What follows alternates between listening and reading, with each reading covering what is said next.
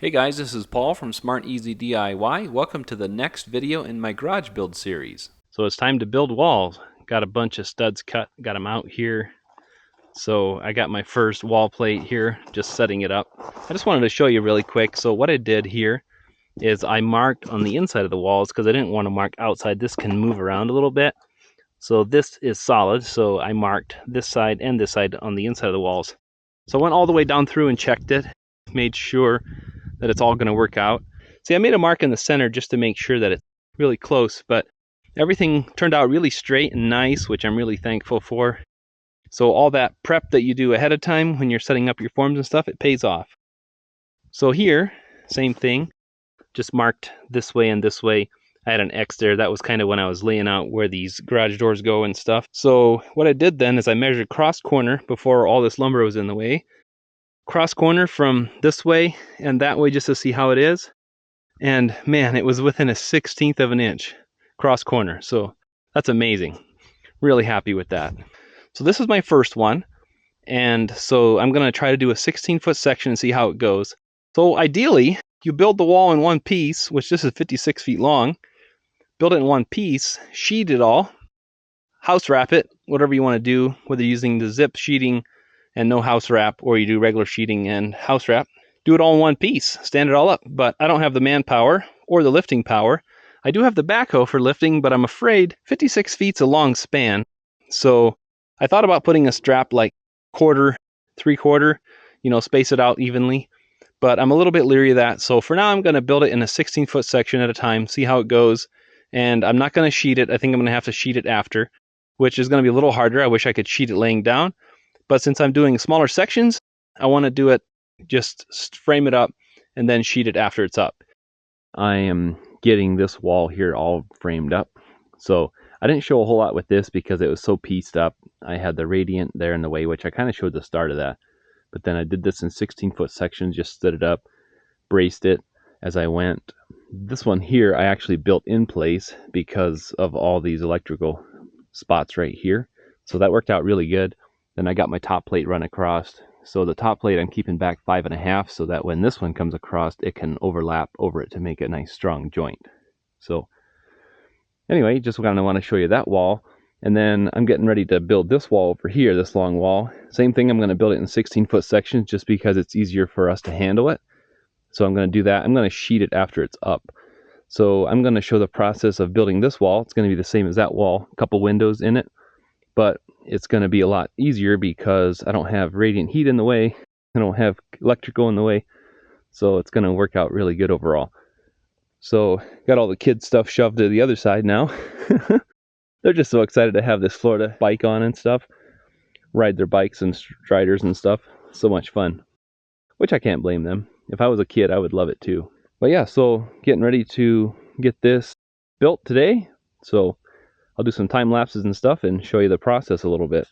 All right, guys, so I wanted to lay out my wall here and I wanted to show you. Usually what I do, if I have the room, I like to lay the whole thing out.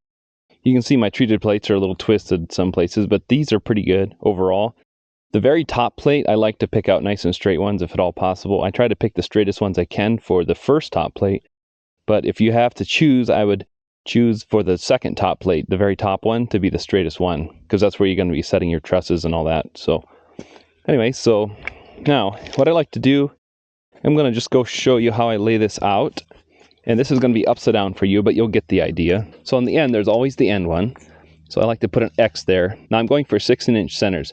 Now if you're going for 2-foot centers, the same principle applies. This is what I want to do. So from the end, I want 16 to be the center. So I'm going to mark 3/4 back from that and put the X right where 16 goes. So you're marking the edges because when you're nailing, you can't see the centers. So you got to mark the edges. So this is layout. So because this is a 2x6, it's actually 1.5 inches. So you have to stay back 3/4 inch. That's why. And you'll see that here as we go along. So I'm just going to go along and mark 3/4 back on all these studs. So every 16 inches in my case. I have a window that's centered on 14 feet. So 14 feet, this is going to be center. So I'm going to make a center mark. So anything that's in the window, I actually like to do an O instead of an X. So I know to leave it out for now. Okay, so my window rough opening is 3 foot when it's done. So half of 3 foot course, is 1'6", 18 inches. So you can do that. I like to go right in the center, do that. Then I do this, but then this is going to be the finished one with the finisher in there, the cripple or jack, whatever you want to call that. Some people call them different things. So I'm going to make another mark 1.5 inches back, put my X there for my king stud. I'm going to go back here and make a mark. Then sometimes, not to confuse you, but sometimes I like to go on the 1 inch mark just because it's a little more accurate sometimes than the end of the tape. That's actually really close though, close enough. Now while I'm at it, I'm just going to pick any inch, but I'm going to go back another 1.5 inches here. Then I'm going to do that. So that'll probably make a little more sense as we go along here.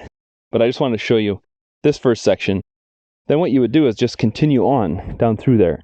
Sometimes what I do is, if I'm setting the walls as I go, just to make sure that I'm on layout.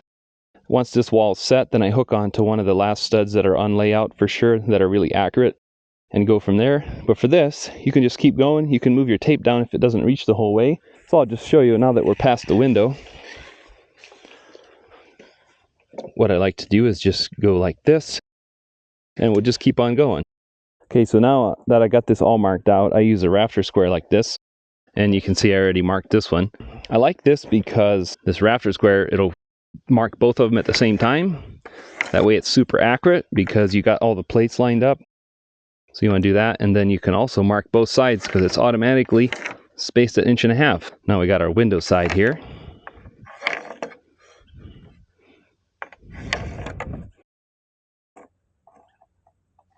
This treated is hard to write on, but see how we're doing that? Now since these bottom treated plates are so twisted, sometimes I have to kneel on them to get them to lay nice so I can mark them out. What I do is, once I get this all in place, I like to set this up and keep it close to where it's going to go, like just back from the line. It's going to get moved around when you're nailing it, but it pretty much gets it right close, so you don't have to move it a whole lot once you're done framing. I do that. Then I'm going to move the top plate just up here out of the way for now. And then I like to go through, I'm going to do it on the bottom, but I'll show you on this because it's easier. Go through and do all the king studs. I'm going to leave the one out that's really close to the window right here until I get my header built, because when you're nailing the header in, you need that extra room to get that nailed in. So I'm going to leave that one out and leave these two out for right now till the header is built. Okay, so some of my treated plates are too twisted, they won't stand up. So I'm just going to do a section what I can. But like I said, I like to get the bottom in place pretty much where it's going to go, right close to that line, but just off it a little. And then for the ends, especially the ends of the walls and beside the windows, I like to pick some pretty straight ones. So what I'm going to do, I always turn crown up. I'll try to find an extreme stud to show you what I mean. So then I'm going to put this right on the end where it goes. Try to show you what an extreme case of crowning is. Okay, so this stud here, if you can hopefully see down the camera, right here, see how it crowns? It goes in, curves in on this side, crowns over on this side. Hopefully you can see that. So that's crowning up. So you want to always turn that up like this. So usually that's standard practice. You want to turn the crowns the same way. So usually standard practice is always turn it up when building a wall. That's how I always learned it. So what I do, it's kind of hard to see the marks down there, but I get it in place down there. Okay, so in the middle of the wall, I don't care so much about whether they are straight this way. See how this one, that's an extreme case too. See how this one is curved? I don't care about that except when I'm next to a window or a door or the end of the wall. But in the middle of the wall, I really don't care so much because the sheeting is going to straighten all that out when you do your sheeting. So right now I'm trying to find a decently straight one, which that one's actually not bad. See that? As I'm going through the pile, since I got a lot to choose from right now, trying to pick out my straightest ones for the windows. Anyway, I don't have to show you this whole thing, but I just kind of wanted to show you how I choose the studs and why location matters. So I'm just going to go through and lay these all out. Okay, so I got my wall all laid out here. I got all my window stuff cut except for the very top stuff, which I'll cover the window later, how to frame that and all that. So I'm going to start right here at the bottom and start on this end and go this way. So I am rocking the Milwaukee Framer today, which I really like this gun. It's heavy. It's nice not to have to deal with hoses and all that. Now, you always want to use galvanized nails when you're nailing into treated. Now, what I like to do, I always use my finger and flush the top up right here. I like to flush the outside. But then I sight down here where the mark is, and I nail the bottom first. Then I move my hand back and nail the rest of it. The reason for that is, if you're nailing like this, and you're holding right here, it could hit a knot or something and glance out and hit your hand. Yeah, so grab the top, flush it up, nail the bottom first. Usually the rule of thumb is, for 2x6 you do 3 nails, for 2x4 you do 2 nails. So in this case I'm doing 3. This is the easy side, because when you do the next one, that's when things are going to get twisted and got to straighten it out as you go. Okay, so the way I like to start windows is I always start at the bottom and work my way up. So down here, since I want the window, the bottom of the sill to be at 48 when it's done, 48 off the floor because of workbenches and stuff. That's why it's a little extra tall. So what I do, I cut these at 45, and counting for 1.5 inches for the bottom plate, 1.5 inches for the sill. That way it's 48 when it's done. I usually sight these and make sure that the crown is still out. Even though they're short, sometimes they can crown the same way. Now I'm going to switch nails. I'm going to just use regular interior framing nails for this. So now what I do is go do the sides here first. I usually put a couple down through here. It would have been easier to do that before this guy was in the way. I did have quite a bit of room here, but the floor can vary a little bit, so always flush them up. I usually angle these a little because the nails are a little bit long, they stick through. So now what I have 3 of the same size here. These are 39s because this is 3 foot, and so this is going to be my sill plate. The other 2 are for headers. So actually before I nail that, I'm going to go up here and nail the top. This one's actually twisted bad enough that I'm going to put a screw in here to draw that over. There, see how that screw pulled that right tight? Now that's good. Sometimes screw have a lot more holding power to get you there, and then you nail it anyway.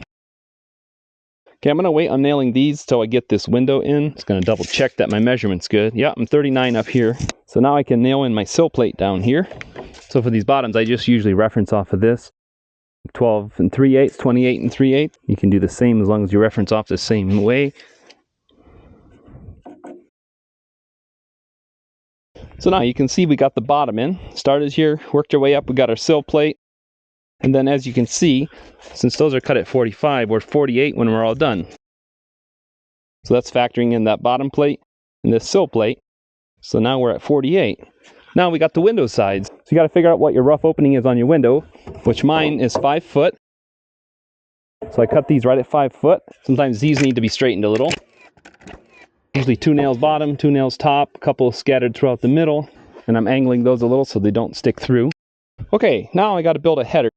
So you sight your header, always crown up. If it has any kind of crown, you can even write on them if you want. That's crowned up. The way that I do these headers, instead of spacing them out, I nail them tight. Then I can get insulation inside later. Flush everything up all the way around.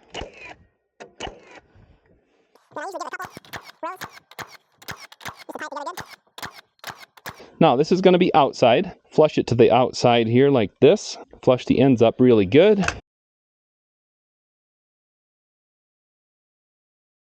Flip it over and do the same thing here. So now what you do is you put this in. Sometimes they're twisted a little. You just do what you can. But now you slide this all the way down and nail it off tight against here. Now, since my unknown was what these finishers were going to be at the top, so that's what I did. I like to build from the bottom up. Get the bottom built, get that built, then get these in here, get the header in here, and then you measure to see what's left. Looks like 22 7/8. So I got to cut 4 of those. See where I had marked the O's? That's where those all go. It's 12 3/8, 28 3/8, just like down there. So then I'm going to give myself this mark. Okay, so I got this one nailed in. I didn't have the camera on for that, but I just got these nailed in. So now my window's complete all the way. Now I had not nailed these, which you can nail these as you go and then do the window. I just did it this way because of what I was doing. Wow, this thing is seriously twisted.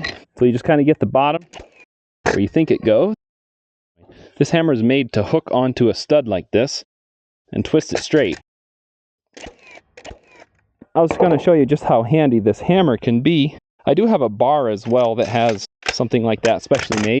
But for certain things, this hammer has come in so handy. It'd be even handier if I was wearing my tool belt today, but... So yeah, you just straighten it out with the lines. It's kind of nice. You got lines on both sides. You don't have to. But with marking it out that way with the big square, you got lines on both sides. So this section is all complete, except for... I could nail a top plate on here. And I think I had showed you up there. Well, I left that one off, but I usually keep the long walls 5.5 inches back, so that on these end walls, the top plate can go across them and tie it all together. If I were to do an 8-foot top plate here to get us started, then as we go I can just butt into it. I would take an 8-footer and cut 5.5 inches off of it, keep it back 5.5, nail it on right there, which I think I might do that. We're going to start setting walls. We got this wall set here, and I got these all framed up, so I got some help to set these walls. Okay, so I'll take the light in by the window here. You guys all ready? Thought it was the other time. Yeah, right. Okay, so we got somebody watching the bottom so it doesn't kick out. Did you put the glue down? Got the glue down. Oh, okay. And the blue line is here. We are spot on. Okay, so you can go a little straighter. I'll catch it. It'll hold easier when it's a little straighter. Okay, we'll keep Grandpa here on this end.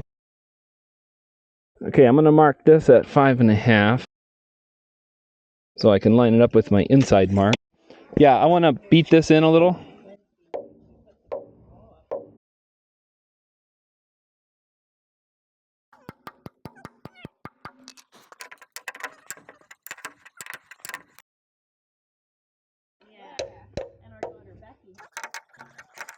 You watch that.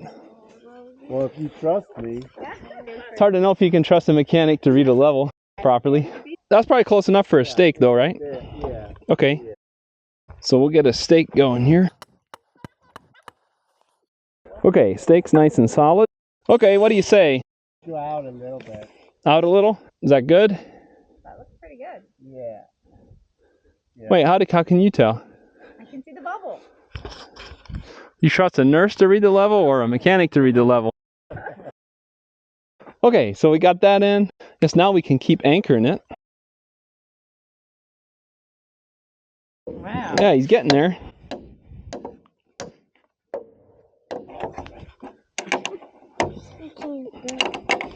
Okay, Wyatt. But I don't think that would... That pounds pretty hard when you get down there, huh? Not sensing it. Ah, good job.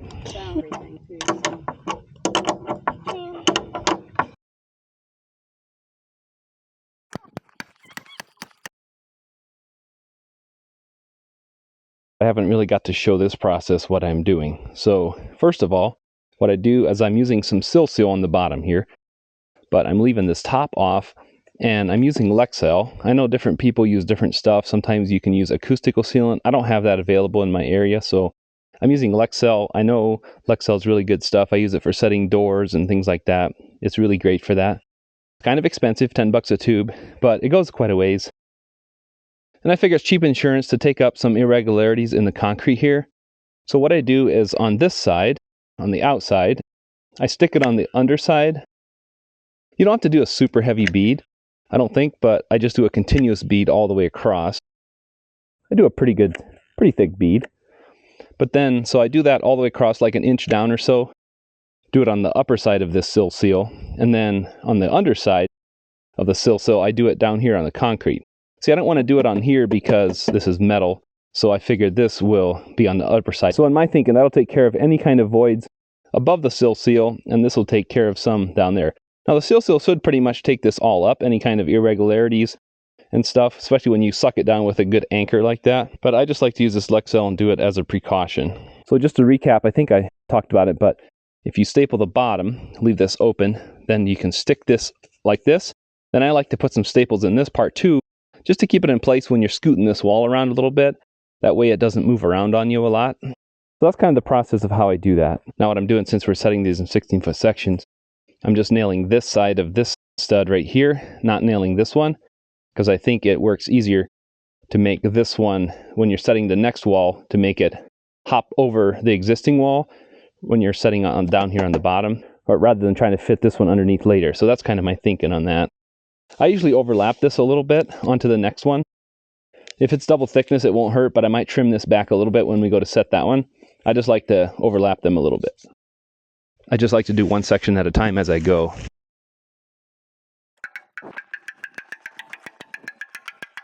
So all that's for is just to hold it in place till you get the wall set into place. I also wanted to talk about anchors, the type of anchors that I'm using. So I am using 1/2 inch by 5.5. You can see there's two different brands, or Simpson here and Redhead. But because one store didn't have enough, I had to buy out another store. And so these things, they go in really far, 5.5, since I have a big thickened footer on the edge there. I'm not worried about hitting any PEX tubing because I kept it out of there.